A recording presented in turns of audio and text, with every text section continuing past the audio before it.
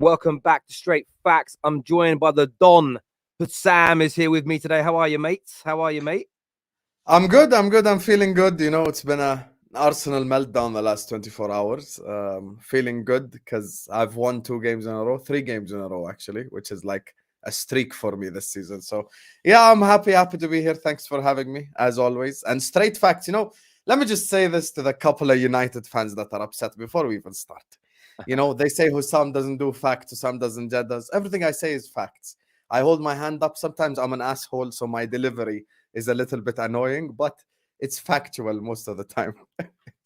Yeah, I mean, the show Straight Facts was actually named because I was sick and tired of hearing people give opinions and say they were facts.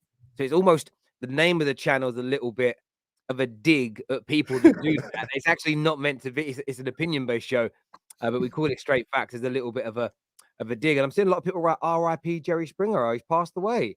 Oh, that's just a shame that Jerry Springer's kind of like part of the childhood. Like so many of them mad shows of people fighting each other. It was crazy. So yeah, RIP to him. Lots to delve into today. And I suppose no, we are going to touch on Arsenal. We will touch on that in the show. But I wanted to start actually with Liverpool and you because, as you say, three wins on the bounce. A good win away at West Ham last night. It was looking a little bit dicey at times. 6 points away from the top four. We've had young Tom on the show say they're going to catch Man United and they're going to make the top four. Do you believe that? Do you think you can make the top four? I think it's a little bit too late, to be honest with you. It's a bit too late for us. Like, look, there is a possibility. Never say never in football because everything's possible. I will be watching that Spurs United game as well. So it's not like I'm not going to be watching it. I ain't going to stop here and lie. Like, I will be watching it. But I just think it's a bit too much now. Like, I don't know. Like, there's like 7 games left, something like that, 6, 7 games left. Like, is it we basically need Newcastle or Man United? I don't think Tottenham are involved in this because I think they're mentally out already. I think we need Tottenham, or I mean, sorry, we need Newcastle or Man United to basically, essentially drop points in 3 games. So, like 2, 3 games, we need defeats in. Well, that's the problem. Like, I think we're asking a bit too much. I saw Newcastle's running. I can't lie, Newcastle's running is looking a little bit crazy. So there might be a few hiccups here and there. Like, they've got Arsenal, they've got Chelsea as well. I believe they play Brighton as well. So, like, Newcastle could drop points. My thing is, look, as much as I like to crash it on Man United, I think if there's anyone to drop out of the top four, it's probably going to be Newcastle. I think Man United, like, they do have a tough run, but I think Man United are much more capable at this stage than Newcastle. And Newcastle could have a like Leicester moment, Leicester, we've seen them in the top four 2 years in a row. They were there all year long and then boom, they just drop off. So it's possible, but we need to win our games. Once again, I ask you the same question that I asked when you asked me this question 2 months ago. Do we trust Liverpool Football Club to win every single game? That's the issue. I mean, we can't even afford a draw. We genuinely can't even afford a draw. It's over. Like, if we draw 1 game, it's done. So we have to basically 6 games left. We have to have 6 wins. So that's the issue for us as well. And that's it. You guys win. You've already won 3. That means you got to win 9 on a bounce. That would be maybe. I think Arsenal have done 9. May have won 9 on the bounce this year. City, I think, pretty much there now. They might have done it. That means equally one of the best teams in the league. I don't know if you've got that in you. Man United's run is interesting. I think if we beat Spurs tonight and then beat Villa on Sunday, we win our next 2 games, I think we'll be absolutely fine. Just because, look, we've got Brighton away, which I think is our hardest remaining game. And look, you can lose any football match. We could lose away at West Ham, but I see us winning all our remaining home games. Our home form is impeccable. And I think that's where maybe some rivals, when they're talking about United, even though we've been a little bit dicey since the Carabao Cup final, our home form has still been exemplary, barring the Southampton game, but we went down to 10 men, should have had 2 penalties. Outside of that, we've got one of the best home records in the league this season since we got beat by Brighton on that opening day of the season. So I'm not writing Liverpool off, and I'm not saying 100% guaranteed, but I've seen a few Liverpool fans come in my DMs in the last few days and, "Oh, we're coming for you." And I've messaged them back because I'm nice like that. I'm like, "Do you really mean that?" And then most of them are like, "Maybe if you drop points." I'm like, "Okay, so you're not actually coming for us then," but we'll see. But yeah, tonight's game is going to be an interesting one in terms of the top 4 race. As you say, Liverpool, Spurs look like they're out of it mentally. I feel the same, but you know me, I don't like to count my chickens before they've hatched. And I don't want to go into this game. I don't want to be like a gal, wind up the football gods. This will be easy. Because, if you say it's easy, they're going to turn up tonight. Harry Kane hat-trick. Son's going to play like it's 2019. And suddenly you're staring down the barrel again. But how do you see the game going tonight? I think, here's the thing. I watched that Spurs game against Newcastle, and if Spurs really gave a shit, I think they would have given it their all that game. And 20 minutes into the game, they've already messed it up. They've already messed it up 20 minutes into that game. So, I genuinely believe Spurs are just mentally out of it. I just don't think they have it in them to compete again. And Spurs, they've sacked Stellini, which just makes no sense. They've sacked the assistant of the assistant to just go hire, Ryan Mason. So it's just kind of run like a circus. And Tottenham Hotspur are run like a circus right now. And I think they're just out of it mentally. And we honest with you, I just don't think they have what it takes. And for tonight's game, I wholeheartedly think United are going to win. Because I'm a content creator, I have to do watch-alongs and I have to watch the game. So when you ask me about United, I don't sit there clueless. But other than that, if I had no motive to watch this game, I just wouldn't watch it because I just think United are going to win. And you mentioned the home form. And today's game is at Old Trafford, right? It is at Old Trafford. No, yes. It's in London. It's at White Hart Lane. It's in London. There's two things that could happen, and this is why I understand when you say you don't want to be like a gal. There's two things that could happen. Either Spurs, for some reason, maybe just to please the fans after what happened at Newcastle, somehow want to have a bounce back game after they were humiliated last week, or it's just more of the same because there's no new manager bounce either. Who's the new manager? Ryan Mason? It's the same guy. It's the guy that was putting out the cones. He's now the guy that's managing the team. So it's just, for me, I look at this whole Spurs situation. And I think Spurs, they need so much to fix that football club. They're not even a wounded animal. They're like a wounded ant. It's just too much for them. They ain't even a wounded animal. Wounded animal is usually like a Liverpool this season, a lion that's been stabbed, that it still is a lion that can come back. But Spurs, I just don't see how they can come back from this. But I see United winning, whether it's away or at home. Makes no difference to me. I just think Spurs have mentally checked out, honestly. Listen, I'm confident we can beat them, but you know how that gets twisted now by people online. You say, I think we can win. It means you're saying the other team's dead, they're crap, everybody's polarized. But I think we can beat them. I'm confident we can get a result tonight. And you just look at Spurs right now, and they are sinking. Brighton lost last night, but they've still got 2 games in hand, and they could drop down to 8.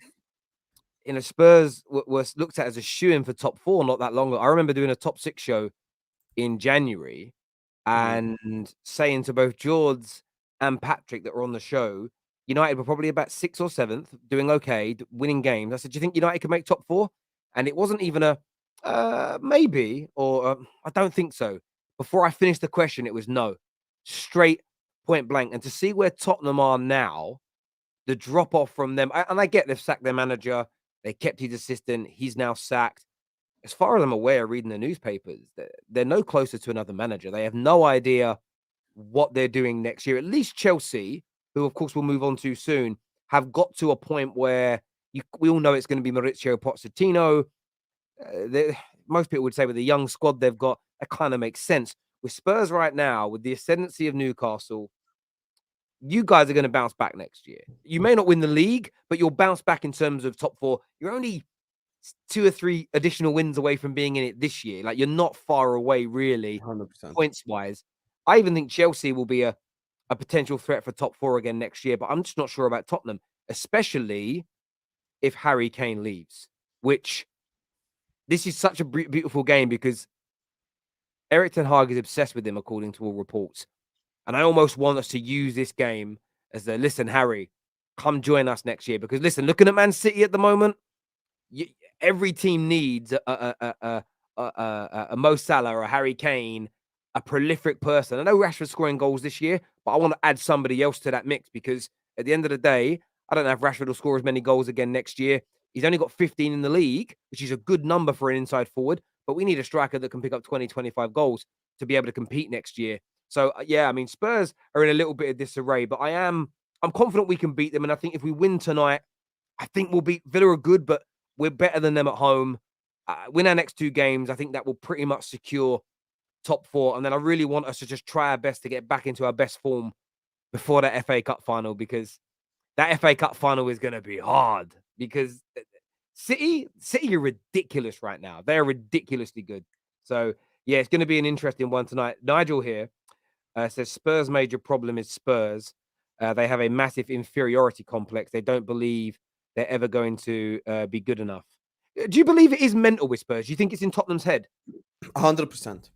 Spurs have a mentality problem. I've said, and I refuse to back down, because my thing is, if Jose Mourinho can't win you a trophy, and then okay, you come tell me the excuse, this is not prime Jose, so this isn't like Jose that's amazing 15 years ago. Okay, no problem. You go get Conte, who just recently won the league with Inter, just won the league before coming, and you still can't manage to win something with him. Antonio Conte, in his last press conference, when he sacked himself, essentially, everything he said was facts. Everything he said was facts. The problem with Tottenham is ownership, the way they do transfers. And it's funny you mentioned Harry Kane. I think Tottenham should strive to sell him. I think Tottenham should want to sell Harry Kane. I think Tottenham need to blow this whole thing up and start all over again. I don't know if you watch basketball, but in basketball, sometimes all they do is just they blow the whole ship apart and they just start all over again. Now, in football, there's no drafts and there's no number 1 pick and number 2 pick and all of that. But, in football, you can make transfers. You can change the way that you deal with things. I think they need a smart transfer strategy. I think they need to do a Liverpool in which you sell Harry Kane, let's say for 90 million, 100 million, and use that 90 million smartly. Go buy 3 players, 30 million, 30 million, 30 million. Young players from Portugal, young players from France, technically good players who can play the sport, players with a new mentality, with something fresh to add to this team. I think their rebuild actually starts with them selling Kane. And I'm happy you mentioned the Kane thing, because this is something that's on my mind. You see, the problem is with football discourse, sometimes it lacks balance. The problem is balance just doesn't exist in football. I'm so happy you said every team needs a Kane, every team needs a Salah, every team needs a Haaland, because we've seen conversations about Haaland being the best player in the world and all of that, and I feel like people have now reduced goal scoring to something that it's not. People have now reduced goal scoring to something not important all of a sudden, and it's just. I think you've mentioned it before on the terrace, and I completely agree. If you have no goal scorers, you get a Chelsea. You get a technical, do nothing. It's just all this dribble does nothing at the end of the day if you don't have someone putting the ball in the back of the net. And this is why when people come tell me, and by the way, that this discourse was had with our own fan base, Liverpool fans, earlier on this season, like, oh, Sam, would you sell Mo Salah? Would you sell Mo Salah? All this. I'm like, okay, let's go sell Mo Salah. Who are you going to get me as a replacement? And they name some guy with unbelievable technique who can dribble and all that. I'm like, okay, now let's do this. So who's going to score the goals for us? Who's going to put the ball in the back of the net? And this is where people always just don't like the real discourse regarding goal scorers. Guys, with all due respect, Erling Haaland does not have technique. Erling Haaland is not technical. Erling Haaland is not Neymar. But Erling Haaland could easily be the best player in the world, because Erling Haaland does the best that he can to his ability. I always give this very simple example. Someone with a 7 out of 10 ability performing at a 10 out of 10 level is better than someone with a 10 out of 10 ability performing at a 7 out of 10 level. We can mention 100 million examples. Felipe Coutinho from my club, Paul Pogba from his club. Consistency is important in football. You doing it week in, week out matters. And this is why, now taking it back to Harry Kane, from Spurs' perspective, they need to sell him because they need to do a whole rebuild. And from Man United perspective, that's exactly what the doctor ordered. And no doubt there will be people, Martial FC and all these guys and blah, blah, blah, blah, who are upset that their star boy. Let it go, guys, because Harry Kane is next level. Harry Kane is someone who can hold up the ball. He can put the ball in the back of the net. He'll get Rashford involved in the attacks. He'll give you all you need. So I think it actually is beneficial to both clubs. And some Spurs fans might come tell me, Hussam, how are you saying Kane being sold is beneficial to us? Because I think you need a rebuild mentally. You need everything fresh now. You can't carry on. You can't carry on with the same crap every year. Are you going to start next season again? Kane and Son. And again, it's Højbjerg. And again, it's Sanchez. And again, it's blah, blah, blah. You need to just rebuild the sinking ship. I'm going to be honest with you. Mate, I absolutely agree with that notion. Kane isn't a problem in himself, but it's I even think the players, they kind of stop taking responsibility and give it all to Kane. Kane will fix it. Kane will save us. Kane will get us there. And they need to take that away, and it needs to be spread out more evenly amongst the squad. But what you said about goal scorers is so true. I think I heard Liez was talking about this, and I see some clips and everything else. And I make him right. No matter how many goals Haaland scores, I don't think he'll ever be as good as Lionel Messi, because Lionel Messi has the goals and he has all the ability in the world. And if we just look at strikers, though, and I think about all the strikers currently around in the world right now, I think you could argue that Mbappe's got more technical ability than Haaland. But actually, I think Haaland's hold-up play and ability is probably better than his. But when all is said and done from your number 9, if he isn't scoring as many goals as Haaland, he isn't as good. And I know that everybody looks at football in a different way. There's different ideologies and thought processes. But in the cold, hard light of day, efficiency matters more to me than ability. Now, if you've got the top level of ability and top level of efficiency, then you are Lionel Messi.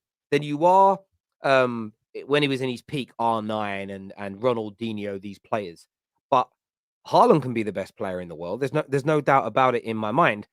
But he can be the best player in the world, and he may win the Ballon d'Or. This is why I always talk about personal awards being a strange barometer to a degree, because it becomes about You're never going to let this go, Terry. You're never going to let it go. This isn't even a dig, but it does become about preference in the sense of some people just won't ever look at a footballer like Bruno or a footballer like Haaland. Even some people, when it comes to Mbappe, have called him a pace merchant. If they're if they don't dribble like Hazard or Mahrez as an inside forward, some people just say you're not that good. Look what Mo Salah goes through. As efficient, as consistent, and as brilliant as Mo Salah is, for some people, because he can't dribble like Hazard, in their brain, it equals not a good footballer. Now, what I mean, I think what the phrase they really should be using is, I don't like his style.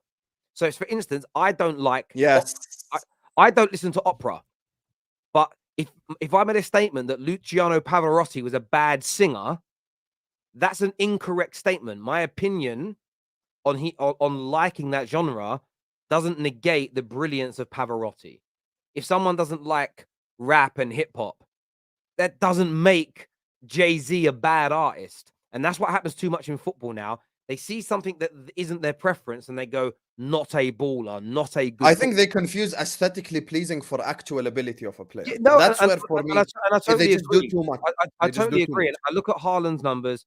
I mean, Harry Kane, for me, is a better technical football player than Haaland. But I think Haaland's a better striker than him, because Haaland's going to score more goals. Haaland, I would hazard a guess. I haven't even checked the stats. I reckon Haaland this year has probably got about as many assists as Harry Kane. With all that passing of Harry Kane's, he's probably got as many assists in a different way. He's effective in different ways. And that's what football's about for me. It's about the efficiency and the consistency. And if you're someone that delivers week in, week out, you're one of the top football players in the world. I don't really care how it looks, because all I care about in the cold, hard light of day is that my team, if they're part of my team, is winning. And that's all that matters. And, we've been having debates online all day today, and it's probably a good segue into it about Pep being greater than Fergie. And I've seen this, and this is why I've been so annoyed for weeks now at Man United fans celebrating every Arsenal defeat.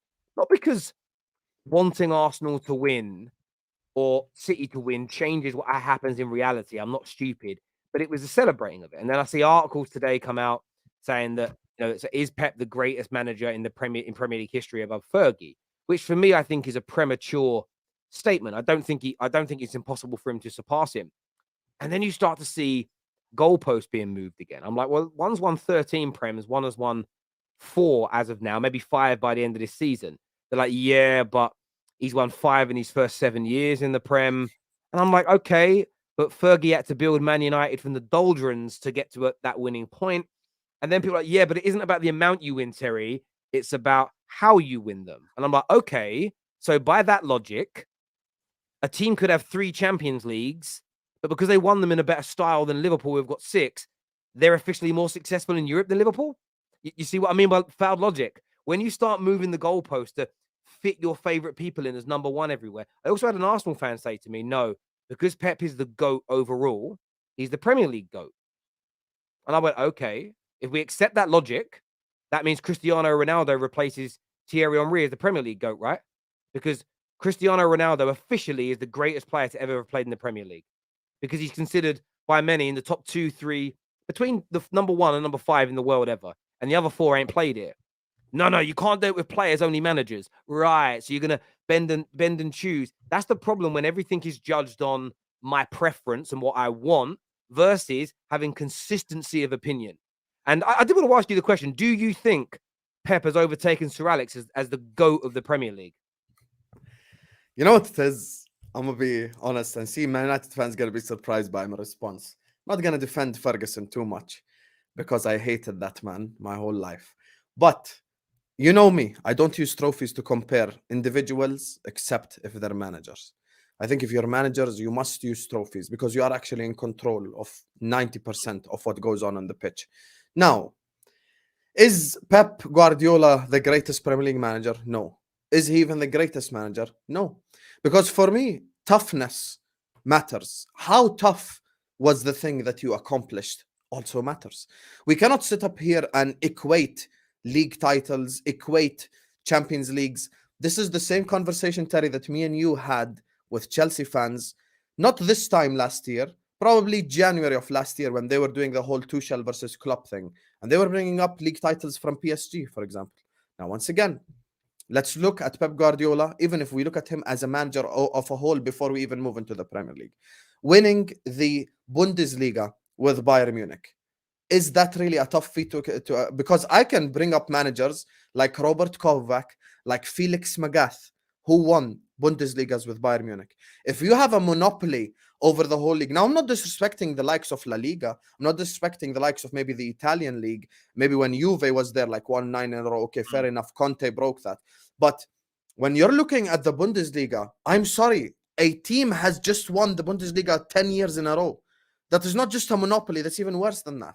So you're telling me Pep Guardiola won, okay, he won 3 Bundesligas, congratulations. So now, if I were to use their logic, all I would have to say is Pep was better in Germany than Klopp, but no one on earth would agree with that because everyone knows Klopp won the 2 Bundesligas with Dortmund with a much lesser, for example, transfer budget, with his best players being taken away from him. So context matters. Now in the Premier League, I'm going to shock people even more. I don't think Pep Guardiola has overtaken Mourinho yet. I don't even think he's overtaken Wenger yet. And people might get upset, but I'm going to be honest. When it comes to managers, once again, let's apply context. Arsene Wenger changed the culture of a whole country. Arsene Wenger won an invincible trophy. Arsene Wenger had to compete with Alex Ferguson, probably in his best, maybe one of his best teams at the time, early 2000s, late 90s, and he won 3 Premier Leagues at the time.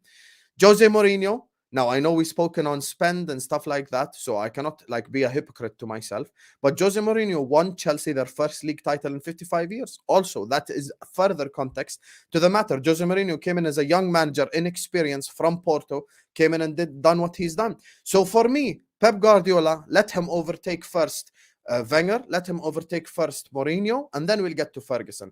With all due respect, this goes back to the conversations that we were having about Haaland, and you'll tell me how is it similar. I'll tell you how is it similar. Because people always just put numbers together and think it means something. They just put certain aesthetic together and think it means something. There's always a balance in life. Alex Ferguson had longevity. Alex Ferguson managed from 1980-something till 2013. He stayed in his managerial position for 30 years. He won 13 league titles, which averages to almost a league title over 2 years. Alex Ferguson won 2 Champions Leagues for Manchester United as well. So I'm sorry, I always keep the same energy, even for the Gerrard argument. When Alex Ferguson managed Man United in the Champions League, their name did not suddenly change to Manchester Red.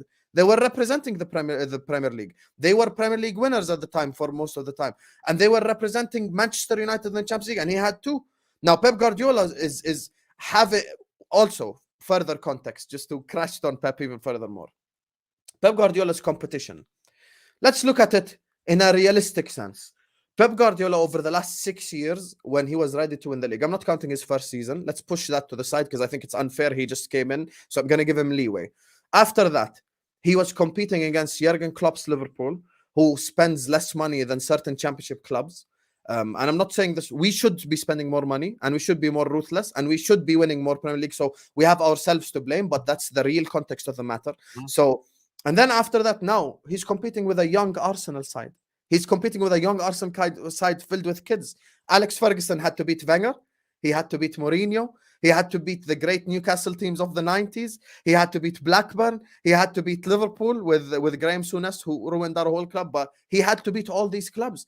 He didn't have to. Pep Guardiola has no competition. So when I look at the entire context, I'm not even putting Pep as top 3. I'm putting Wenger ahead of Pep, given the context. I'm putting Mourinho ahead of Pep. I'm putting Ferguson ahead of Pep. It's way too early. It's way too early to and I understand all this. And do you know what's interesting? You said some different things to what I would have said.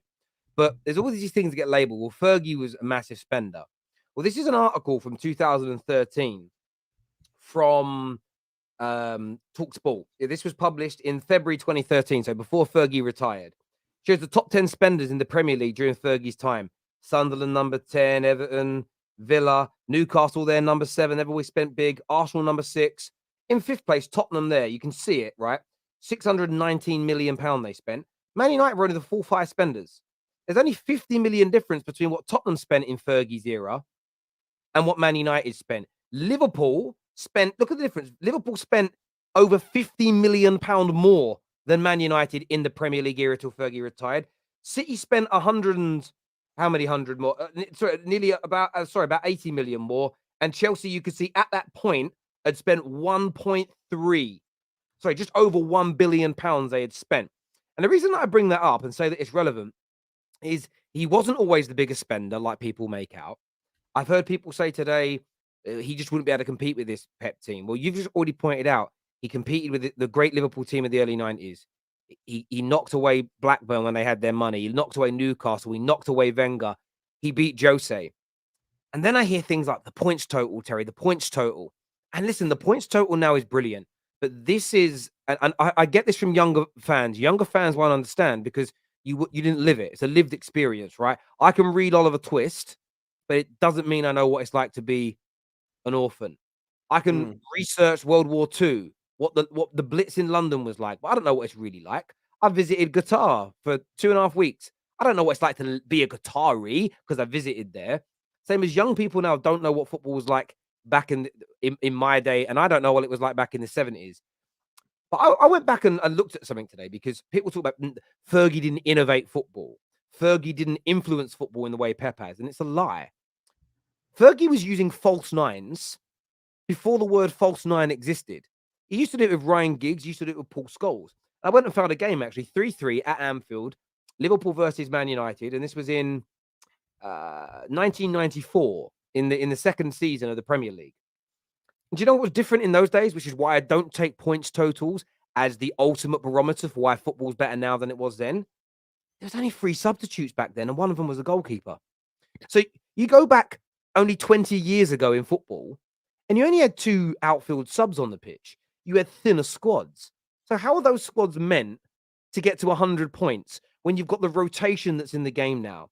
And then as Gary Neville rightly pointed out today, it was Fergie that innovated rotation in football, trusting your squad. It's how he won the treble. We made 6 major changes to our FA Cup semi-final replay against Arsenal because a handful of days later, there was a massive Premier League game. And a few days after that, we had to go away to Turin up against one of the best Juventus sides in history. So we had to rotate to keep people fresh. And the Club World Cup as well, when you played Club World Cup the following year. So the squads were smaller. The benches were smaller. He innovated rotation, and everybody said he was crazy for it. He innovated using that amount of young players in your first team, which everybody said was crazy. Those things are the principles that people like Pep Guardiola lose today. The rotation and, okay, we're going to use this midfield, Gundogan for 10, 11 games, and then we're going to change it. And Bernardo Silva's back in now. Then we're going to change this centre back, and then we're going to change this full back because that rotation and innovation is key, keeping people fresh, keeping them ready for later on in the season. To ignore all these things that Fergie did, to not understand that it was almost impossible in the 90s and early noughties to get 100 points because diets were different, fitness levels weren't as good, because scientific breakthroughs have happened since then.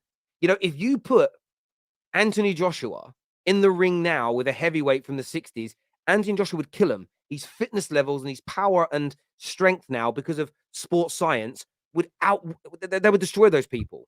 Skill wise, there is no difference, and that's why you compare. If you're comparing eras, you have to compare on achievements and not now because this is, and City fans maybe will only get this, and young fans will only get this in 20 years' time when teams are suddenly getting 105 points, 106 points, 110 points, and they're going, oh, they're better than those teams. But that might think about now. You can make 5 subs. How much easier is it now to get 90 points plus that you can make 5 subs in a game? How much And easier? people don't take the domestic cup seriously either. There's so many things. And by the way, I'm sorry, even if, okay, let's assume for the sake of argument, just to get this out of the way, Pep Guardiola's influence on football, just influence, is bigger than Ferguson. No problem. Everyone now plays 4-3. Everyone passes out from that, blah, blah, blah, because of Pep. Number one, the originator of that was Johan Cruyff, not Pep Guardiola. Number two, when it comes to Pep Guardiola originating that, even if his influence and his impact on the football was bigger than Ferguson, that does not make him the better manager. That is simply not a good enough reason to make him the better manager overall. Now we have many teams in England who want to play out from the back and do all that possession crap, no problem. But still, that does not mean that Pep Guardiola, just for that, is better than Ferguson. For the same reason, I can come up here and say, I'm not putting Arsene Wenger ahead of Ferguson because he had a greater influence on English football, because that would be ludicrous. No, like, you have to look at the totality of everything. And all City fans, you guys are all mad. I am defending a Man United manager. Terry knows how much I hate Man United. There is no one on a platform that hates Man United more. But let us respect who Alex Ferguson really is. Let me say as well, I think Pep's got a genuine chance of overtaking him both as the world GOAT and as the Premier League GOAT. He's got the opportunity to. I'm not going to deny that. My principles are the same always. Put your trophies on the table. And right now, Fergie's got, and when you've got similar amounts, then you start going into context. So Fergie's got 16 Premier League, 16 league titles. But let's not forget, Fergie's done something in football that Pep hasn't yet. Fergie went to a good team, but not inside the top 2, top 3, top 4 in their country in Scotland, to go over Aberdeen, which would be the equivalent now of taking over Leicester City and becoming the most dominant team for 3 to 4 years in England, beating everybody consistently, and then going into Europe and winning a major trophy. Has Pep done that? The answer is no. And that isn't a dig at Pep Guardiola, but people love context and influence. That influence that Fergie had there is massive. I mean, someone said to me earlier, what influence outside of football has Fergie had? There's literally Harvard papers that they teach at Harvard Business School that are literally based around Sir Alex. Like, imagine Harvard University, one of the most prestigious education centers in the world, making some of its syllabus on business about Sir Alex. And what do they use? They talk about his man management, his decision making. All of this is his influence, not just on football, on the wider world at large. And what I don't like to see, I never disrespect Pep. I never say he's a checkbook manager. Never say he's a fraud because he hasn't won the Champions League without Messi. I don't do any of that childish nonsense, right? I know some of it's fun. I never say that. But what I'm not going to do is have people lie, absolutely lie, about that. Now, Tony here says, Fergie, United had money back then. They did. But Man United in the last 26 years of the Premier League, under Fergie's time in the Premier League, only twice in 26 years were Man United the highest spenders in a particular season. We're only twice the highest spenders, and in Fergie's time, we're only the 4th highest spending team in England. Tottenham are £50 million behind us. So we weren't spending exponentially more than everybody else in England. We were spending like one of the rich teams, but we were spending on par with Liverpool, only slightly more than Arsenal, only slightly more than Tottenham. Chelsea and City, absolutely, we powered into insignificance. In Fergie, since then we've spent loads more and wasted money, but Fergie's not accountable for that. It's an absolute fallacy that Fergie just bought the league when, and there's loads of things that people say, oh, Fergie had Fergie time. They also did the stats on that on TalkSport when he retired. He add up all the extra injury time given from when Fergie started in the Prem to when he retired. We were 6th on the list. 5 more teams had more injury time than us. It's just there's so much stuff to try and play Fergie down, and it's embarrassing.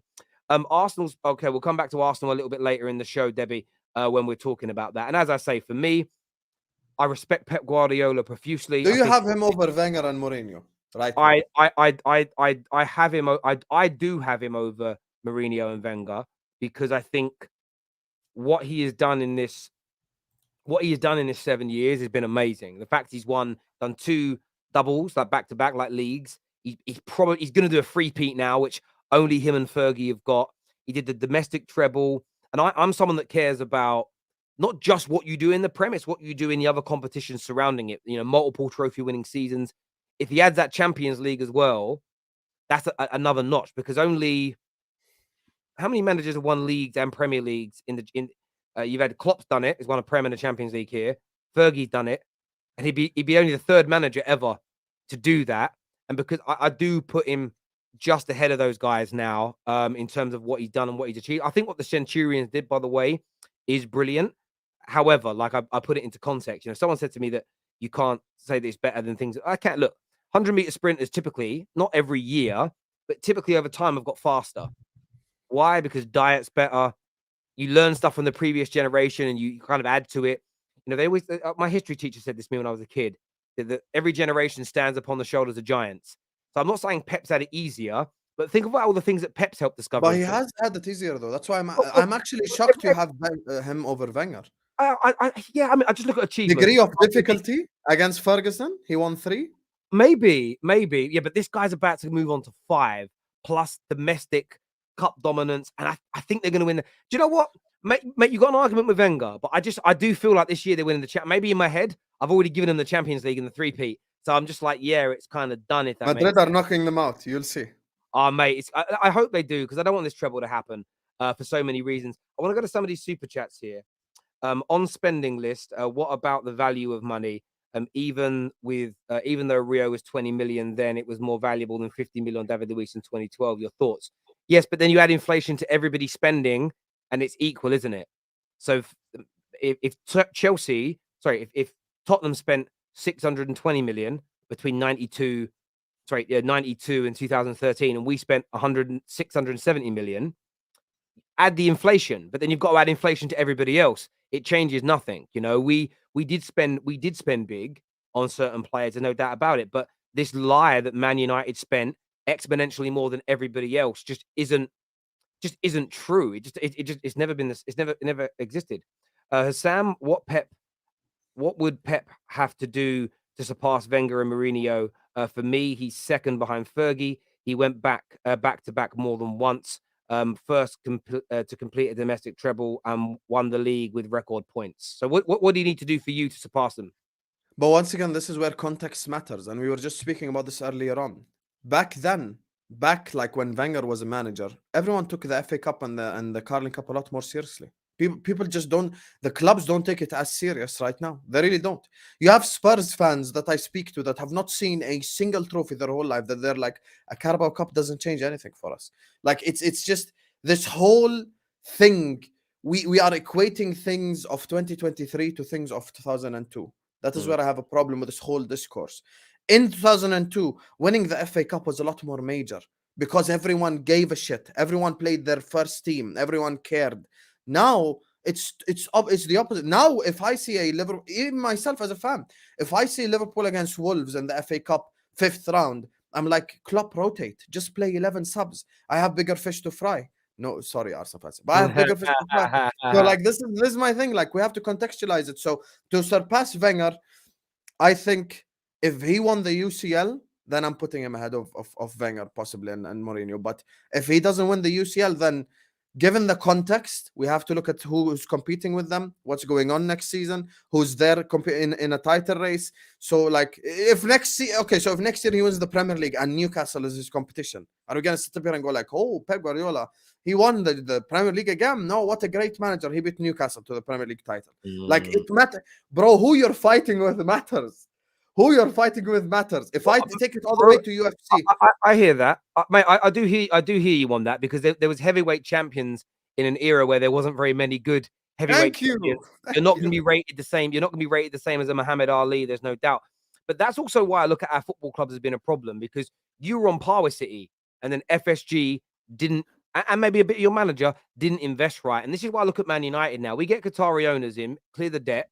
or any owner in, clear the debt. If we spend, people keep saying, "Oh, no one can compete with City." Bullshit. We spent as much money as them in the last decade, but we spent it incorrectly.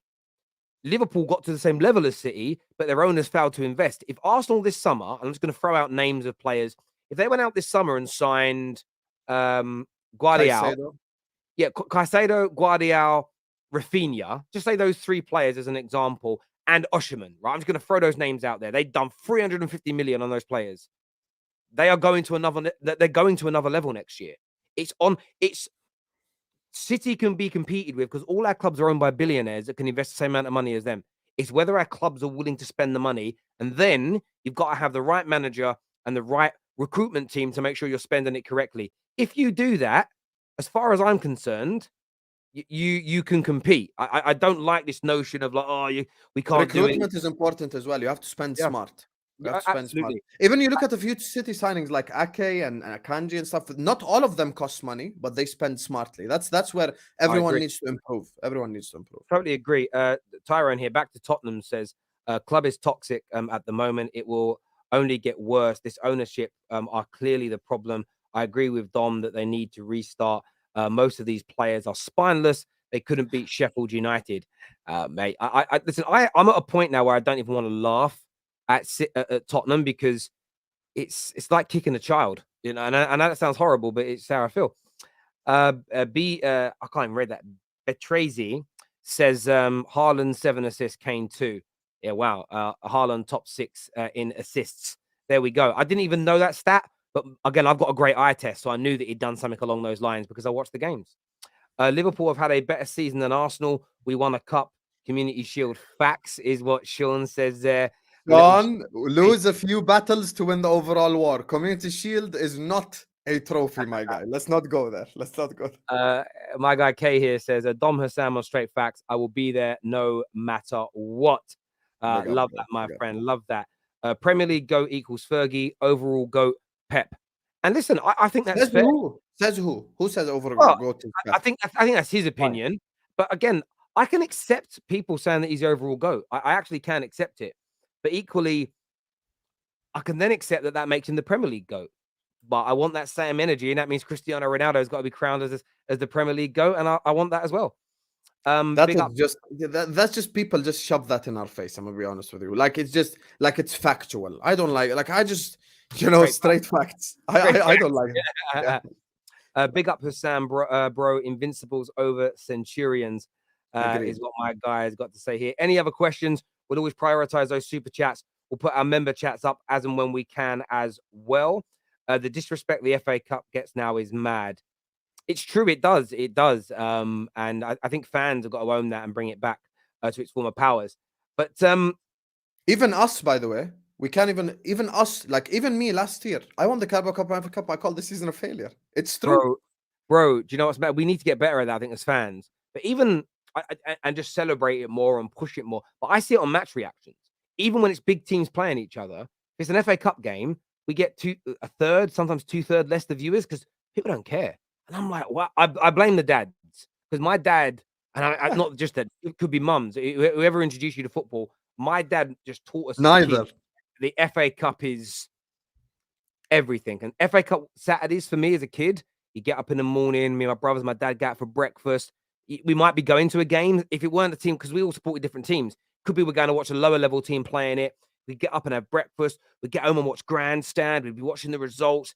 An FA Cup day was like a real cultural thing for us growing up. And maybe that's just why I feel differently about it. We'll come on to that super chat in a minute. I wanted to ask you, we are going to move on to Arsenal and City soon, but I wanted to ask you a question. Is Mauricio Pochettino going to save Chelsea? Because they're in, they're five defeats on the bounce. I don't think they will get relegated, but it ain't completely inconceivable. Like, is Poch going to be enough for them, bro? Is Poch enough? Yesterday, I knew there was a Liverpool game, right? And I was, of course, as a Liverpool fan. I'm a Liverpool fan first, then a content creator second. So I was doing the Liverpool game.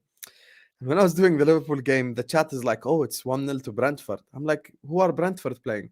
When I went and checked, they're playing Chelsea. And I'm like, it's getting to the stage where you're just not even shocked anymore.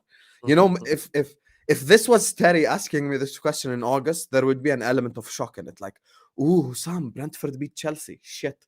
Now it's just like, oh, Brentford beat Chelsea. And just life moves on. Bro, Chelsea Football Club, they got so many problems. But this I will defend my brother Igal. And I will mention Poch along the way. Here's the thing.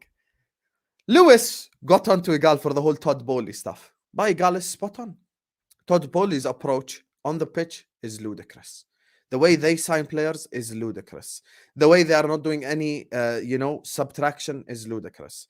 We mentioned Wenger's influence earlier on and stuff like that. Here's the thing. One of the things that Wenger said is sometimes subtraction acts like addition. Sometimes you need to have subtraction. The problem is with Chelsea, and I've said this before and I'll say it again, they have had so many additions and zero subtractions. The players who they always blame, they're back to blaming. Havertz, Sterling, Mount, Gallagher, blah, blah, blah. The players that they should have let go of, they didn't let go of. Loftus-Cheek, etc., etc., etc. And it feels like they just go see what other clubs want, and then they just go sign the guy. And they just pay all this money for him. Mudryk, you can just tell, like, there's just nothing there that's worth 80 million. You look at the players that, Enzo Fernandez, I really like, but here's the main issue.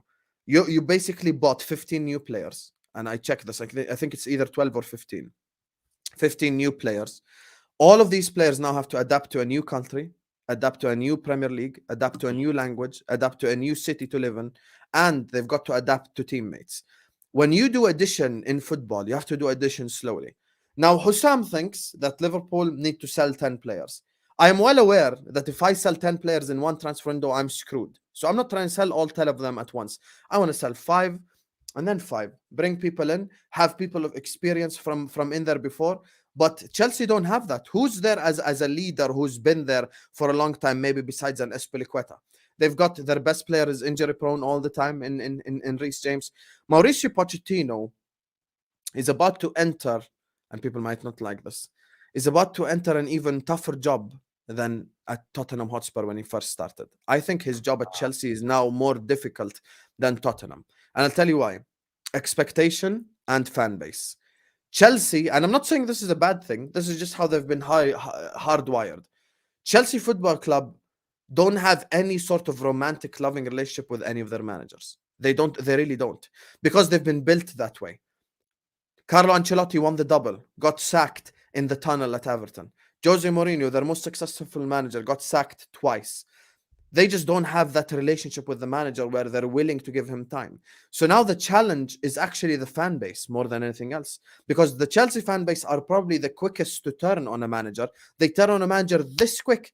They always turn on the manager. So now, Pochettino, we already know. Let's cut the crap here. He's a long-term manager. He ain't I'm going to win you something now and then dip. He's someone who's going to stay here and build and build and build and build and build slowly. So if I get you Pochettino, Chelsea fans, are you going to sit there and be patient? Are you going to take a 4-1 loss at Anfield, a 3-0 loss at the Etihad, a 2-0 loss at Old Trafford, and sit there and say we're building and slowly accept improvements? Or are you going to be in a rush to win something now? Oh, Chelsea, our DNA is to win. The thing is, I understand your DNA is to win, but there comes a moment in time where you just have to be patient and understand that things take time, things require time. This Chelsea team have bought too many players. Too many players have been brought into Chelsea. Too many. And zero subtraction. So now you need subtraction. You need step-by-step processes. And I'm sorry, if Chelsea go out this summer and buy 5 to 6 new players again, then they have not learned. Chelsea, for me now, all they need to do is buy one guy. Just buy someone who can put the ball in the back of the net. That's it. And it doesn't matter the rest of the positions. Just let it be. Let it be. Let the people develop. Let them take their time in. Let them improve and take it from there. But Pochettino's biggest problem is the fan base because they're very quick to turn and they're hardwired differently. And he has a job and a half on his hands because he's got an owner that's very chaotic, as we see, extremely chaotic. The owner doesn't back his own decisions. And Todd Bowley apparently went and spoke to the Chelsea players in the dressing room post-game. Like, I get it from a perspective, he cares, which is good. But that's over-caring. That's doing too much. Let the manager do that. Let the assistant do that. Let the people who are responsible over the players do that. So for me, people are looking at like Chelsea maybe for a top 4 challenge next season, stuff like that. I think they're a long way off. I think they first need to develop a clear style, then they need to be patient, they need to say goodbye to short-term success. It needs to be all long-term. So the fan base need rewiring, which is a problem, I think. Like, I think you're bang on with the rewiring. I think that they need to understand that they're not the same club anymore, and there's change, and they need to accept it. Now, they can have high standards, but this isn't a Chelsea team that won the league 2 years ago, was a title challenger last year, and the manager's been dismissed and they're ready to go again. That Chelsea team from 04 to probably about 14, 15, they were always in and around title races. And if they lost, missed out one season, they were there or thereabouts with a player or two and a new manager, big kick up the arse, bang, back in the title race. These guys haven't been. Look, they've won that Champions League, and that Champions League win is massive for them. But I think it papered over massive cracks. They haven't competed for a Premier League title in 6 years. Now, to put that into context, we laugh at Man United, and rightfully so, for not competing for one for a decade. They're only 4 years better off than us. And 4 years goes like that because they're probably not going to compete for one next year. So then you're looking at 7 years, the better part of a decade. And they need to understand that it's going to take time, a year or two, to get back to a highly competitive level. And they've got to let a manager cook. Now, I know we all said that about Graham Potter, but there was big signs of Potter early, the haircut, the changing style. He had an image crisis as soon as he walked in. They have got to give Poch some time. But I agree with you again. If this summer they only sell 7 or 8 players and they buy another 6 or 7, they're in trouble. Bloated squad. Who's actually picking the people that play? They actually need to focus more on getting players out. They need 15, 16, 17 players gone. They need a player or two that are prolific up front. And everyone that isn't a football-minded person, so pretty much every US owner, banker, investment group, you stay as far away from changing rooms, dressing rooms, picking teams, picking squads, football-making decisions as possible. If they do that this summer, they'll be back in and around challenging for top 4 next year, and then they grow again the next year. Who knows? I'm still not convinced Poch can win them a Premier League or Champions League. I've still got question marks over his ability to do that. However, he'll get them playing good football. He'll make them top 4 worthy. I think he'll get them in and around that level. But the Americans have got to keep their goddamn noses out and let football people run the football element of the club. It's as simple as that, you know. And by the way, speaking of fan base, let me just add one more point. Sorry. You know, I speak to many Chelsea fans online and stuff. Some of them who are like proper Chelsea, the ones that go to Stamford Bridge and stuff, and every game, week in, week out, and all that.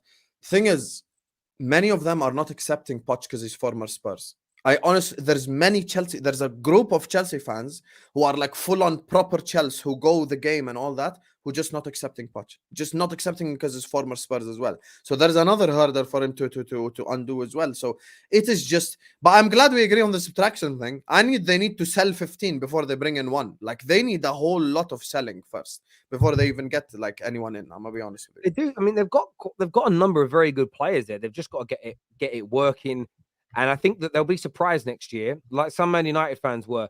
So many of our players that everybody wanted to get rid of, a year under Ten Hag, and Bruno and Rashford looking like completely, AWB just looking like a completely different player. Now AWB isn't. I don't think he's going to still be long term, but short term now at right back, I'm comfortable with him again. A year ago, you were like, this guy's confidence is gone. Lindelof, the only player really, like McTominay was never good enough.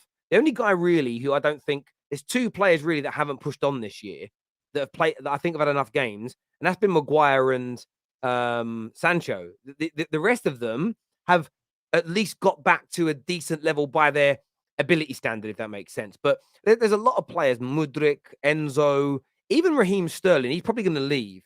But I think there's still a player in there that can score goals with the right system, creating opportunities. And I think that's what Poch will be able to do. But getting them back on track, getting them back in the Champions League, getting them into a position where they can win, it is more about Bowley and co staying away, clearing out the dead wood and the bloated squad, and just letting the manager and the football people do their jobs. I think that's where the fact is that they've given a number of team talks recently before and after games.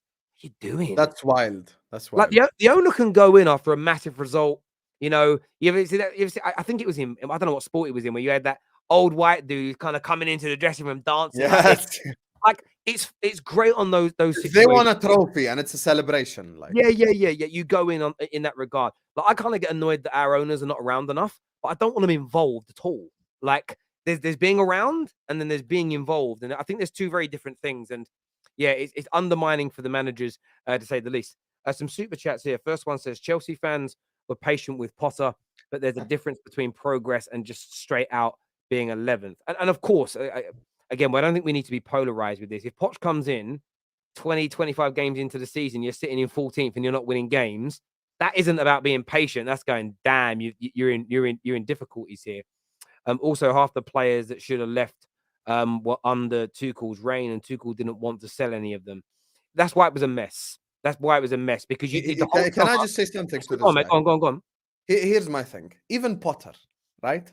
Potter, when he was at Brighton, this wasn't our energy. We were saying he's the best manager out of the top six, outside the top six. So outside the top six clubs, he's probably the best manager. He has Brighton playing amazing football, blah, blah, blah. Now there's certain Chelsea fans who want De Zerbi in, who is like, I'm not saying it, he has more experience than Potter and stuff, but like you're kind of going down the same road. My thing is, you're saying you're patient with Potter. I simply provide you a challenge. If I give Jurgen Klopp, Pep Guardiola, Conte, whichever manager you want on earth, Zidane, Ancelotti, 15 new players to work with, they're all going to struggle.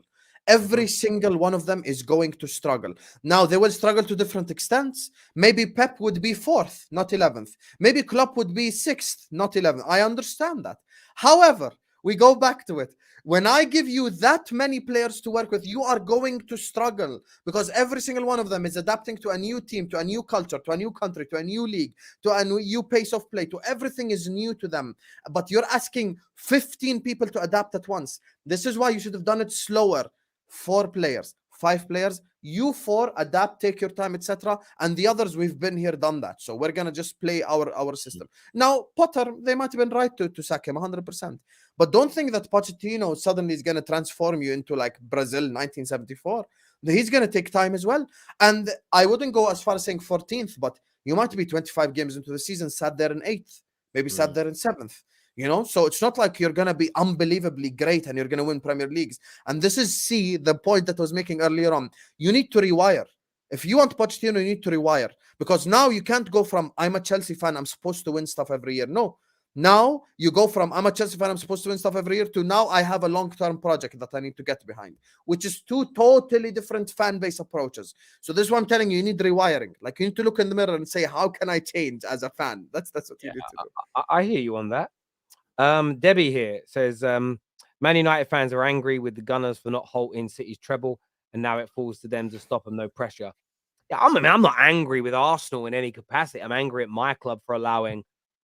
We should have been the ones who have signed Pep all those years ago. I'm not angry with Arsenal or Klopp in any capacity. Why are all these guys so happy for other teams doing bad? I'd rather battle a team at their best and enjoy an honest contest than smugly enjoy someone else's bad times. Dudes aren't football people. Philip, you're so miserable. You're so miserable. Bro, part of enjoying football is getting so you want me to be competitive with others and win. You think in 1920, when I was so far ahead of everyone else and I won that, you think I gave a fuck who I was competing with? So I didn't give a shit. And now, as I see myself in 7th place, because I'm so crap, I just crash it on everyone. And if they tell me anything, I'm like, yeah, I know I'm shit, no problem. I'm not gonna lie, as a content creator, me and KJ were talking about this the other day.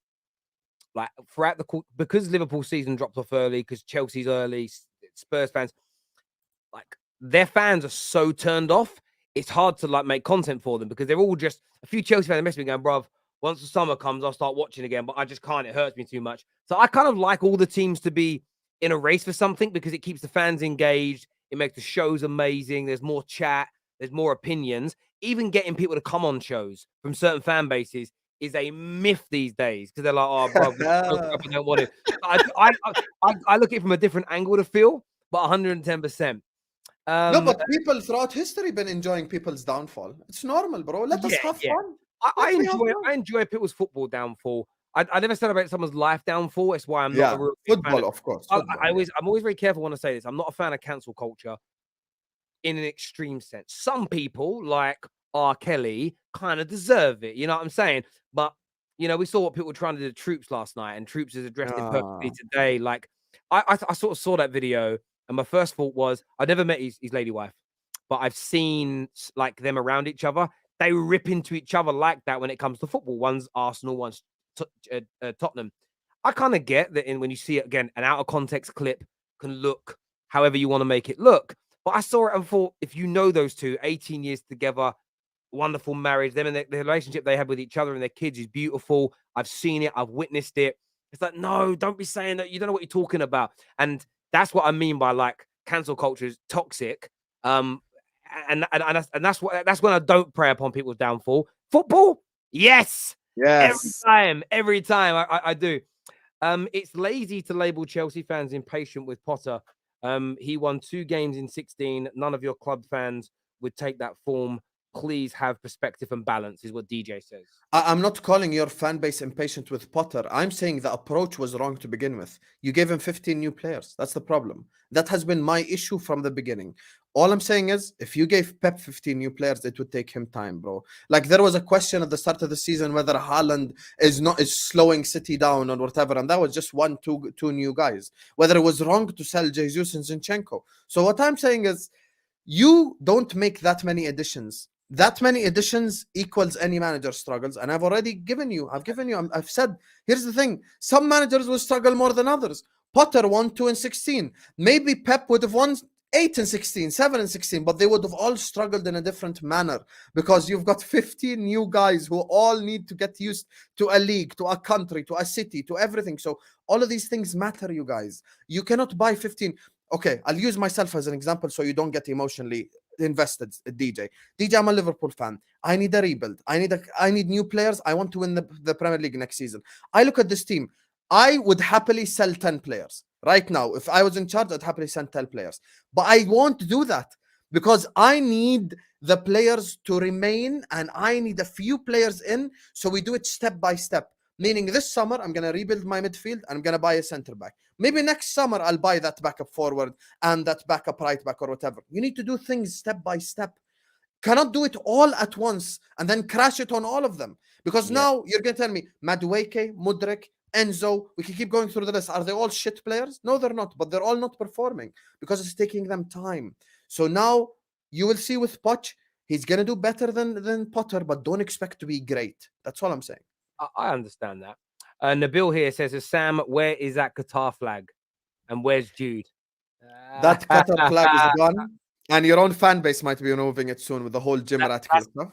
That's my country. That's my country, by the way, Qatar. We'll be removing that soon. Where's I'm not Jude? gonna lie. I'm not gonna lie. Legit. I love me and KJ were just messaging about it today. I love being out there. Honestly, it's one of the best. When I went out there, it wasn't like I don't know how to say this in the right way. I didn't know what to expect. I was like, obviously I knew I'd enjoy the football, but I was like, I don't know what the place is gonna be like. You hear horror stories. I'd seen pictures of that looks nice, but let's see. But honestly, I was out there. The weirdest bit for me, because it doesn't happen in England, is there was all these kids that played out in the street, and a lot of the kids that were the people that lived in suburbs weren't Qatari. A lot of them were the people that lived above us. They were actually from the Philippines. There was a lot of kids from like Egypt to Tunisia and places like that. And they were playing out in the streets, and their ball kept on coming our garden, and they would just kind of let themselves in. They'd walk up to the door where we're sitting there doing some work and just start chatting to us, and it was like, yeah, this is different to England because nobody would do that. It's very friendly, very lovely place. But yeah, that's I'll be putting that in mind. Don't you worry about that. Pep is a great manager, but my question is, does he need to become the GOAT? I think, are you saying what does he need to do? Does he need to become the GOAT? My question is, does he need? I mean, I think in his heart of hearts, he'll want to become the GOAT. He'll want to become the GOAT. I think that will be, of course, I think managers of his level, there's an arrogance in them where they want to achieve the greatest ever. I think that's there. Debbie here also says, we'll come back to Arsenal in a minute, but this one here says, does Sam still think Gerrard is better than KDB? You can't still think he's better than KDB. You Terry, can't. don't even try. I know you're about to clip this, so feel free to clip it and post it on Twitter. Steven Gerrard is the greatest Premier League midfielder of all time, and I'm not budging on that. And there is no one that can change that right now for me unless I see something unbelievably special from someone. And I keep the same energy. Hey, I didn't put Pep above certain managers just because of trophies. I didn't put Pep above Wenger in the Prem just because he has more trophies. So I do the same for players. So Gerrard for me. Hey, by the way, let me just make something clear. People think I'm like biased. Gerrard's really the only guy that I argue is the best in his position in the Premier League. I don't argue for anyone else. I really do not bring any other Liverpool player to the table. I think Cristiano Ronaldo is the best ever winger. I think Henry is the best ever player. I think I actually have Ivanovic as my right back in the Prem all-time 11. I wouldn't be mad if you put Gary Neville. I think Schmeichel is the best keeper. I think Rio and Terry are 1 and 2 when it comes to defenders. Like, I genuinely don't argue for my players in all-time debates, except Stevie. So, if you guys don't like it, I know he slipped and I know he had 0 Prems, but this is football. This is not a individual sport where it's not Serena Williams against someone. It's 11v11. And the Liverpool teams were not good enough 99% of the time to win the league, so. Okay. Arsenal. Why do you... I mean, they have... I know the City team are a great team. We have to put some context on this. And I've been very, very, very pleasant to Arsenal this year. And I'll remain to praise elements that need to be praised. But no team in January has ever had 43 points and not won the league. I got sent this statistic today. They've been the longest standing team, 93% of the season. I knew you were going to mention it. 93% of the season they've been top. But I kind of want to ask the question, why do you think Arsenal have collapsed in this way? I know that City are good, but that was last night. The previous 3 games had nothing to do with City directly. Why do you think this Arsenal team has collapsed at the death? Bro, that game yesterday, Lord have mercy. It was men against boys. Like, that was just... If I bring my grandfather who doesn't watch football and I tell him, come watch this game, there's a blue team and there's a red team playing each other, and he sits there and he watches that 90 minutes of football, there is no way he would believe that they both are competing for the same title together. There is no way. And this whole collapse stuff, once again, there's a guy who's an Italian fan. He's not Italian himself, but he supports Inter Milan. He's like, Hussam, wait till Arsenal bottle it. I'm going to prove to you that there's something in the water in North London. And maybe he was right. Maybe there's something in the water in London or whatever it is when it comes to bottling it, because that is just unbelievable. And I see, and big up Troops, for example, because he wasn't one of them, but I see many Arsenal fans, for example, Southampton, other games, scapegoating, holding, like as if he's the only reason. I'm not going to make it about me. But in 18-19, when I went to the Etihad, Dejan Lovren started as my centre-back. That was my only loss of the whole year. I could easily blame Dejan Lovren as the reason why we didn't win the league. But that's not how life works. We cannot scapegoat holding. We cannot scapegoat certain players. I think it's collective failure. When people are successful, they succeed as a team. And when they fail as a team. I think you have to look at the Southampton game and the West Ham game for me, if I'm being honest in this whole run-in. Because Anfield, look, teams, Man City themselves have lost at Anfield this season. So Anfield is just, maybe it's a different test for certain teams. West Ham and Southampton, I'm sorry, as Arsenal Football Club, as a team that's top of the league, you should be able to field an academy centre-back, not just holding, an academy centre-back and still win. And this is where I'm going to even move over to Man United a little bit, just in context of this conversation. We all laughed at Man United fans when they kept using the excuse of Casemiro isn't playing, sorry. Every time it seemed United would get a bad result, Casemiro isn't playing. And we sat there and we said, is Ten Hag's system that great if one player doesn't play and you're shit? So now we ask the question, is your league team and your league form and what you're trying to accomplish in this league that strong if you lose one player in Saliba and suddenly you collapse?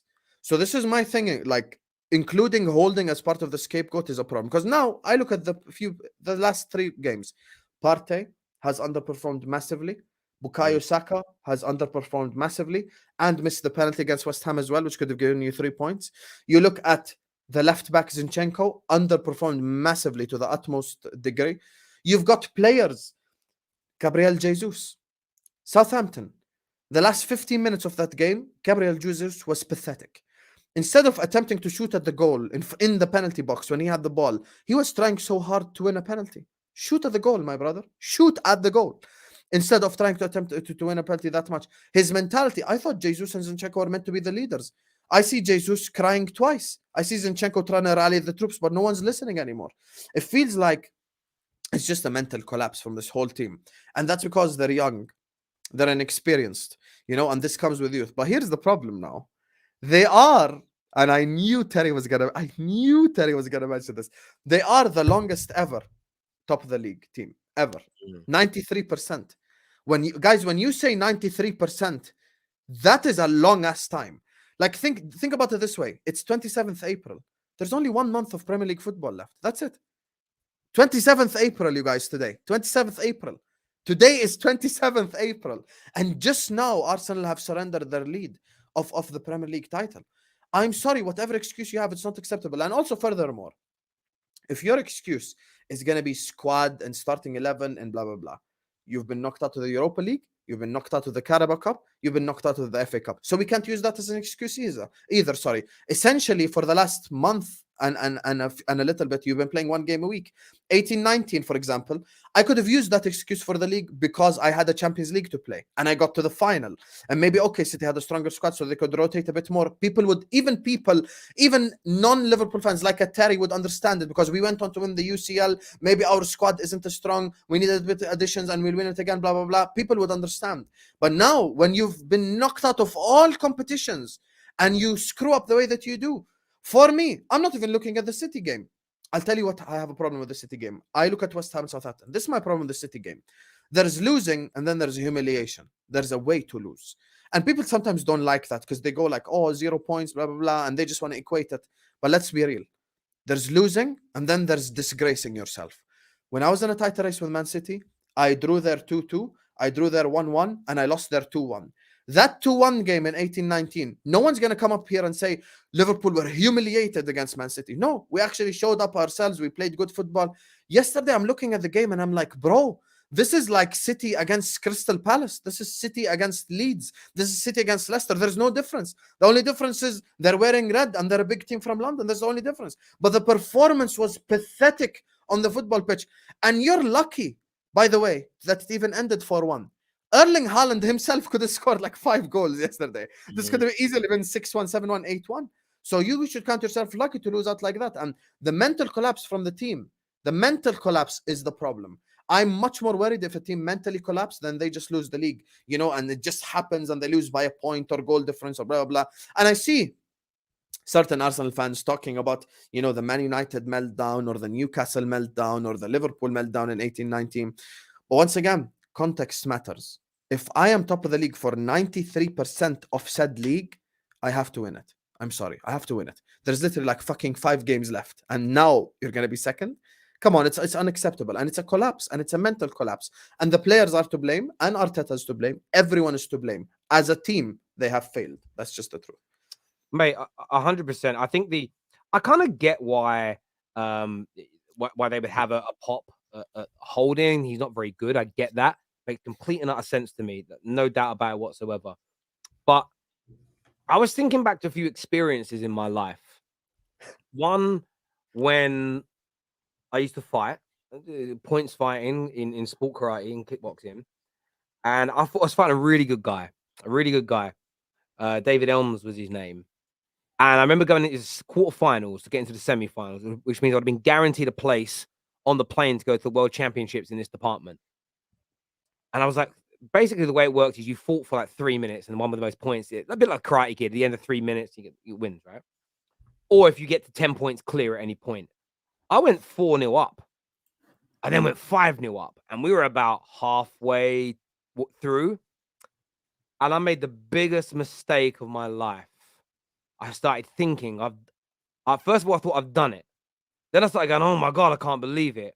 Then I started getting caught with points, and he caught me and was catching me. He ended up beating me 8-7. And it was because I was thinking that I'd done it. And it was because I then, instead of focusing on the fight. I was thinking about the next round, and I remember it very clearly. I couldn't get it out of my head. I bottled it. There was another time when I only ever played golf once, and I was doing all right. And there was a really difficult shot, and it was around a lot of water. And the guy I was with said, "Don't think about going in the water as you will." 14 shots later, I kept on landing in the water because I couldn't get out my head. I couldn't get out my head. I'm going to go in the water. Kept on going in the water. And I feel like what happened is after they collapsed against you, fans all said it wasn't a collapse, but it was in the players' heads. Instead, I think if the fans would have shocked the players and gone, "You come on now," like had a go at them, put a rocket up their backside, you could have shook that out of them. What I probably needed when I was fighting that day, my coach was bad. He just, "Oh, you'll be okay a bit." What I needed him really to is grab me by the scruff of the neck and smack me up a little bit and calm me down and get me focusing. But I lost my head. And that's what Arsenal needed. And every game since, confidence. And they went into that City game and there was zero belief. And the biggest mistake Arteta made is not dropping anyone. He's played the same players that let him down in those 3 games. Pep wouldn't have done that. Wenger at his pomp wouldn't have done that. Klopp wouldn't do it. Fergie wouldn't do it. Jose, Conte, Ancelotti, these Premier League managers who Dalglish at his best, they would never have done this. And there's a big learning curve here for Mikel Arteta. And I think that the talk of sacking him is premature. I think he deserves another season. I think he deserves at least. I think he deserves some money to be spent. But you can't avoid the criticism that needs to go into this, because that criticism is what is going to create diamonds out of your players. They need that pressure to go to that next level, because, I mean, I'm seeing a lot of Arsenal fans today talk about Partey. Don't want to see him at number 6 anymore. The experiment has failed. And I'm sort of like, it was only a month ago you were saying he's better than Rodri and Casemiro. Only a month ago. So don't say and Casemiro like they're the same. Let's not put Casemiro in there now. They are. Casemiro is amazing. No, I know he's you not. lied on your show the other day with Troops. You would definitely have him at your club. But the thing is for me, like, I look at it from the point of view of maybe they have got their answers on Thomas Partey. That's why they're looking at Declan Rice, because it's in these big moments. That is when your team's brilliant. I think that is when you get the answer to whether or not people are good enough. Now, I don't think they'll sell Partey because of this. Yeah. It's not going to be a Jim Leighton moment or a Diego Forlan moment where Fergie was like, "You put the wrong boots on, I'm selling you. Like, you're done." But I think they're going to bring in competition and say, "Well, we've got to try somebody else because you need your play." And that's why City, where I got to give City so much credit, they just handle that pressure. They handle that pressure almost, you would say, with ease in many, many ways. This here says, Arsenal excuse is bigger fish to fry. That did not work. Yeah, listen, I'll give Igal a lot of credit. Igal called that out last night and said anyone who had said that or has been saying it was bullshitting. And I'm like, damn right. No, it is a mad excuse. Joe says, idea that Zinchenko and Jesus were experienced heads. A young Arsenal team needed to succeed was always hilarious. There's a reason Pep let them go. Yeah, I've heard that narrative. Do you agree with that? No, I completely agree. I think there's 100% a reason that City let them both go, because they're both not good enough. And people might not like that. People might not like the, "Oh, Zinchenko's not good enough. Jesus is not good enough. Are you crazy?" No, I'm not crazy. But I know for a fact Pep Guardiola would not sell you Kevin De Bruyne. He would not sell you Erling Haaland. He would not sell you John Stones. He wouldn't sell you Ake. He wouldn't sell you Akanji. He wouldn't sell you he wouldn't sell you Kyle Walker. He wouldn't sell you Rodri. So why is these two specifically they're selling? Guys, there was a period of time, I was in a title race with City, so I know this more than the Arsenal fans. There's a period in time where Pep Guardiola preferred playing KDB as the false 9 over Gabriel Jesus. Do you understand that Gabriel Jesus was fit and available and on the bench, and KDB started ahead of him? So I am not saying anything negative about them too. I think they've been wonderful pickups and additions for Arsenal, but relying on them by themselves is an issue. And my thing is, I'm so glad Debbie said what she said earlier on, the bigger fish to fry stuff. This is why winning builds winning. Momentum matters in football. That's why you never want to lose, whether it's a Carabao Cup game or an FA Cup game or a Europa League game. Always have the mindset that you want to win. Because if you just keep winning and winning and winning and winning, that builds the winning culture in your head. And also, once again, what Terry just said to Debbie and to Joe and to the Arsenal fans in general, the problem is that you were top of the league for a really long time. As we speak today, by the way, you're still top of the league. You're still top of the league as we speak this very second. Like, I know people, okay, points on the board matter more than games in hand, blah, blah, blah. But we probably do think that City are going to win their 2 games in hand. This will only happen in May time. So you've been top of the league for a really long time. So that's the problem. Now you're talking about Partey this, Partey that. I think Partey's had a lovely season. I think Saka's had a lovely season. I think many of these players have had incredible seasons. But now it's about what you do in the transfers. Because, for example, let me ask you now an important question. We can all stop here and say holding blah blah blah, holding blah blah blah, holding blah blah blah. Okay, did you not sign that Polish centre back from Italy? Did you not sign him, Kiwor? Yeah. Why didn't you start him? Because if you signed him, you think by definition he's good enough for Arsenal. So there's 2 things here. Either Arteta should have started him and he didn't, or number 2, Edu is signing players not good enough for you. So there's no third way about it. It's as simple as that. So you can sit up here and you can blame Rob Holding and blah, blah, blah. Why didn't Kiwior start? You signed him in January. He should have started.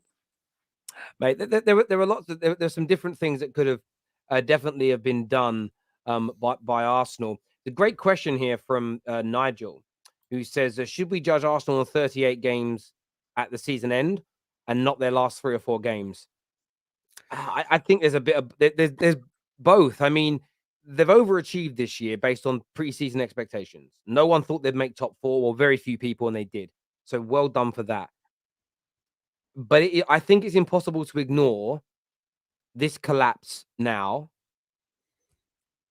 And if you don't recover from this point, say you only win 1 more game in your last 5, let's just say something mad happens and Man United or Newcastle catch you and you end up 3rd, like Spurs did in the 1 year they pushed for a title and they ended up finishing 3rd. People are going to judge that, and because there is going to be this notion of 2 years running right at the death it fell apart.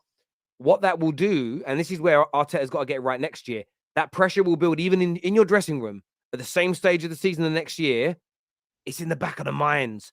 In the last 4, 5, 6 years under Wenger, every late February, early March, the collapse happened every year. And it was almost like you got to that stage of the season and it was like, oh, it's that time again. And yeah, I think it's a ticking time bomb, basically. Yeah, like, it's going to be very interesting. SJ here says something interesting. Should Arsenal win all their remaining games and City draw 1 and lose 1, Arsenal will win the league? When you say it like that, can you see City drawing and losing 1 game and Arsenal winning 5? You can see That's that. the problem. No. I'm saying, yeah, I agree with you. That's the problem. We're basically saying City, okay, even for the sake of argument, City drop points twice. Do you guarantee me that Arsenal win every single game? Because you're about to go to St. James's Park, which is a bad thing for you. And by the way, to the previous super chat as well, with what Nigel said. Okay, Nigel, I hear you. But context changes as the season progresses. Newcastle are currently 4th. If Newcastle finish 8th, I ain't going to say, guys, in August, we said the Newcastle are going to be mid-table. They finished 8th. It's an improvement. No one's going to say that because they're in a top 4 race. So as to your context, okay, you want me to speak on what we said in August? No problem. But guess what? August, September, October, November, December, January, February, March, you were top of the league. That's even longer than our conversations in August. So you have to take context into it. But I think, listen, as someone who's been involved with City, SJ, I'm going to give you a hug.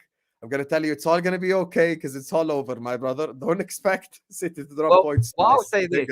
If Arsenal's collapse is the biggest ever, if City don't win it from this point, they can have that crown because they can have that crown.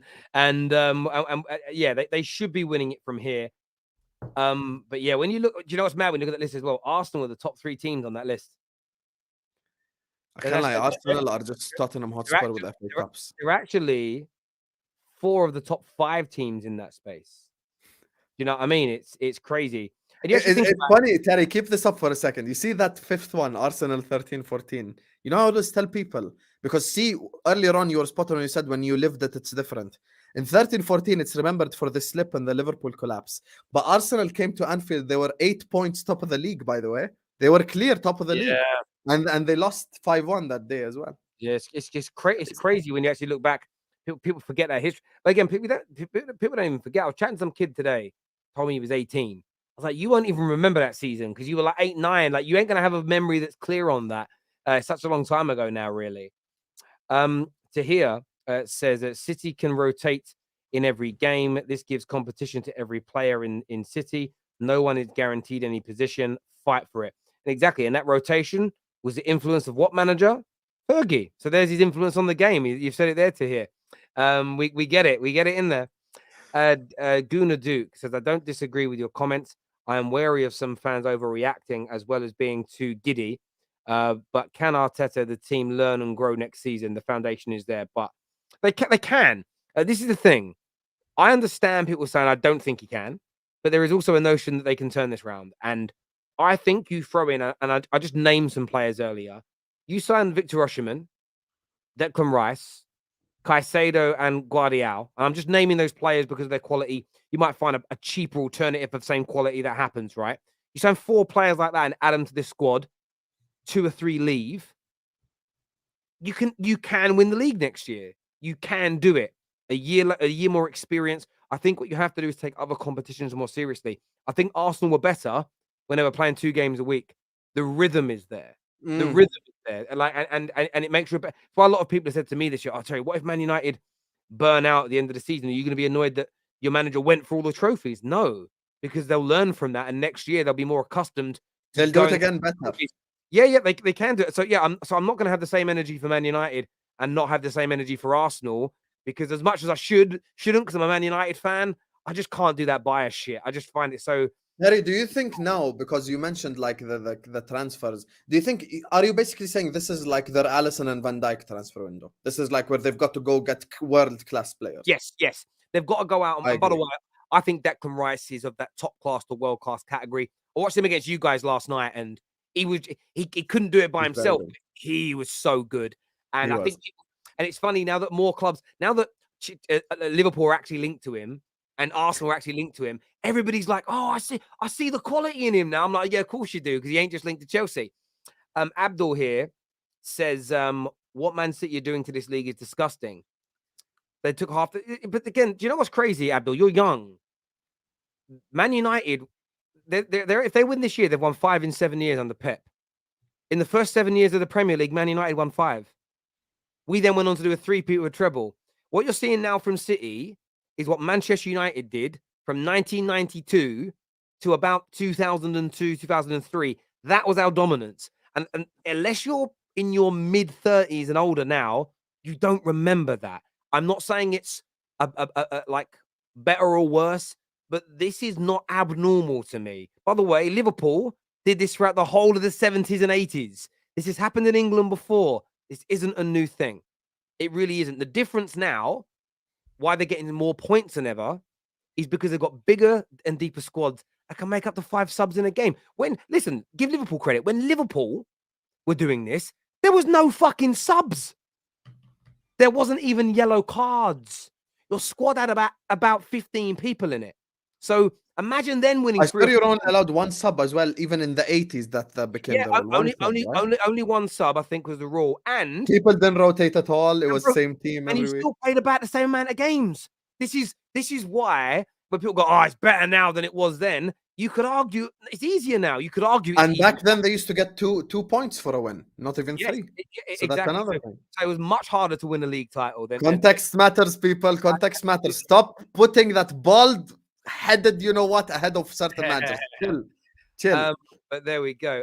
I'm just finding that I'm just confirming that I'm a Liverpool fan. Yeah. Okay. I just think the 38 games give a bigger picture to what you're looking at. I think it does, right? But at the same time, we judge players and teams on clutch moments as well. It's a big factor.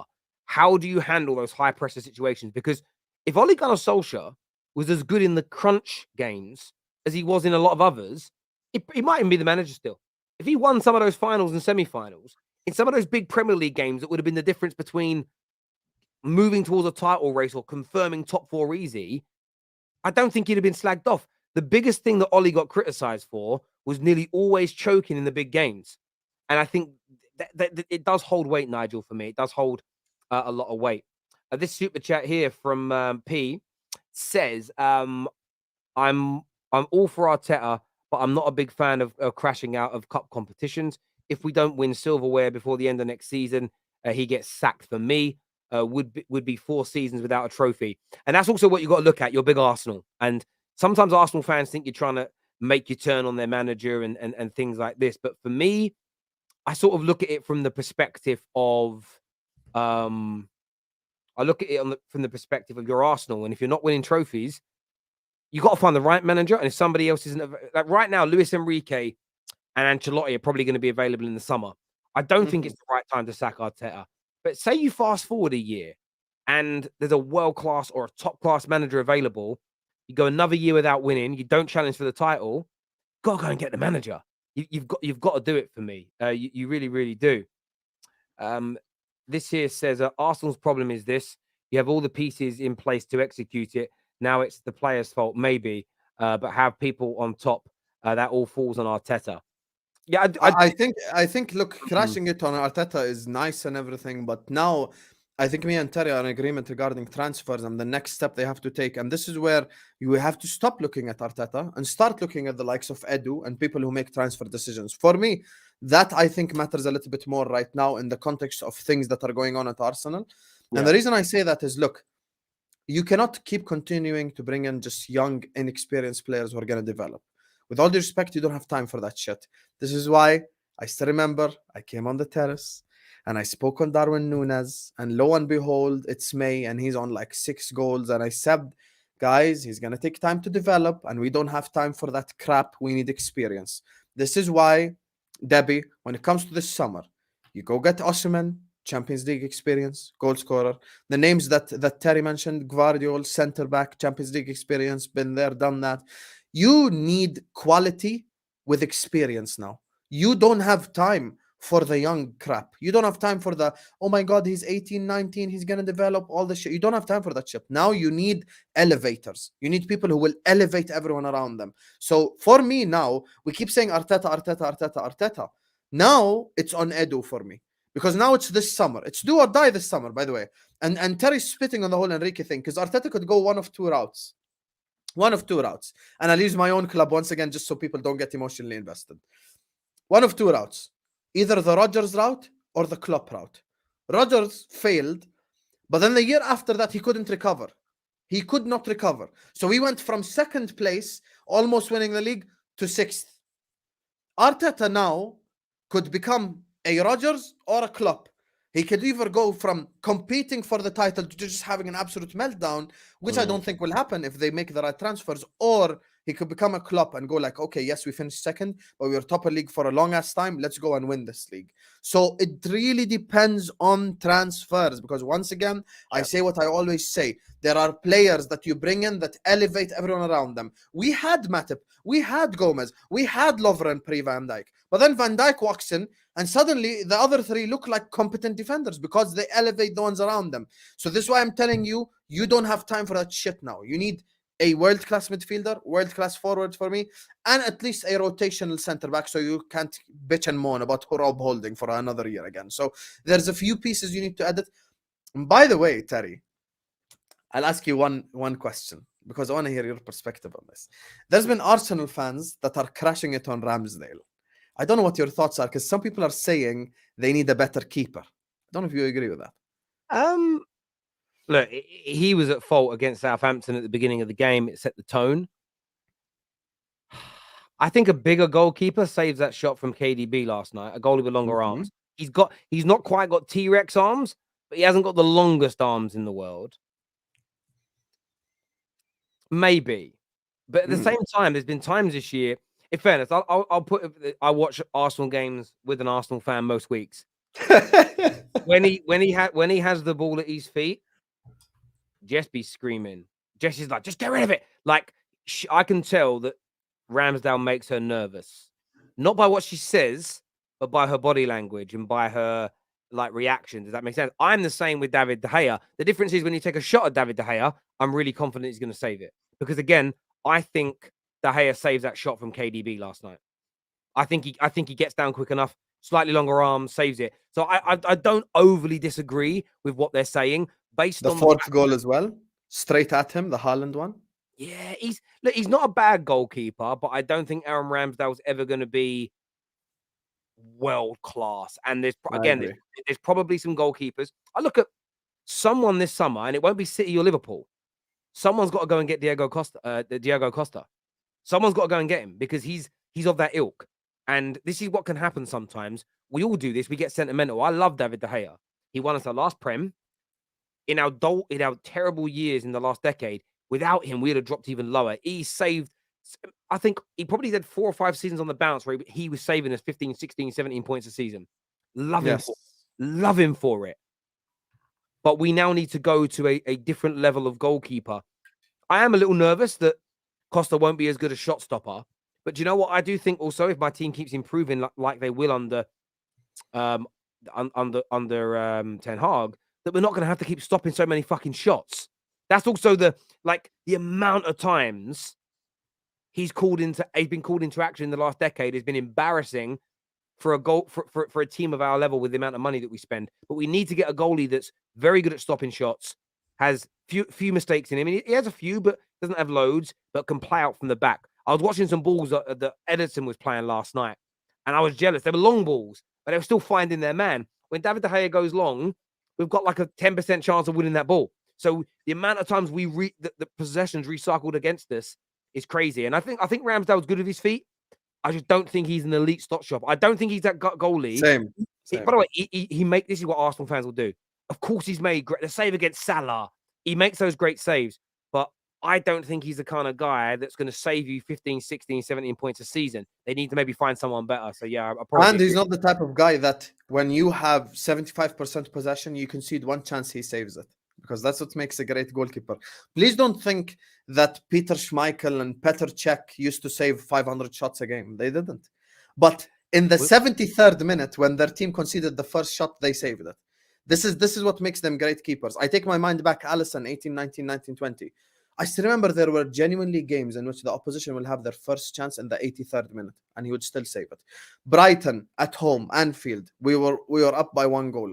Glenn Murray header, he saves it in the 85th minute, first Brighton chance.